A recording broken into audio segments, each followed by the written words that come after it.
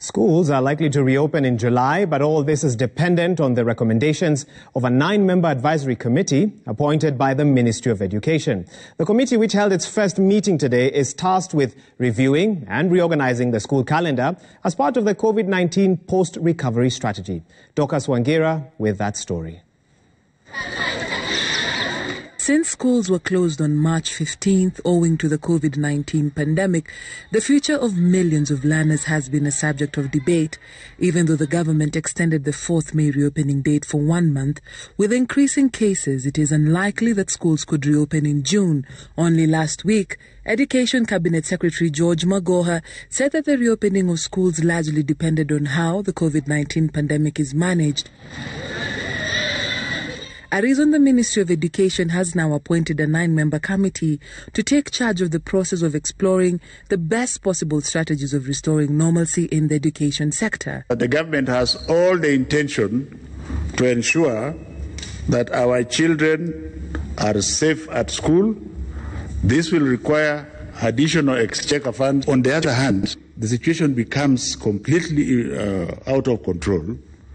Then we shall have to bite the bullet. The children are alive and they are at home. So what? They are at home and they are safe and they are alive. Members of the committee are Indimuli Kahi, Chairman of the Kenya Secondary Schools Heads Association, Nicholas Kadhemia, Chairman of the Kenya Primary School Heads Association, Peter Ndoro, the CEO of the Kenya Private Schools Association, Nicholas Maio, Chairman of the Kenya Parents Association, Augustine Muthigani of the Kenya Conference of Catholic Bishops, Jane Mwangi of the Kenya Association for Independent International Schools, Dr. Nelson Makando of the National Council of Churches of Kenya, Sheikh Munawar Khan of the Muslim Education Council, and Mutiso T. Wambua, Principal of the Kenya Institute for Special Education. Peter Sitine, Chairman of the Kenya Special Schools Heads Association. The Kenya Institute for Curriculum Development Chairperson Dr. Sarah Ruto will chair the COVID-19 Education Response Committee, whose work starts with immediate effect.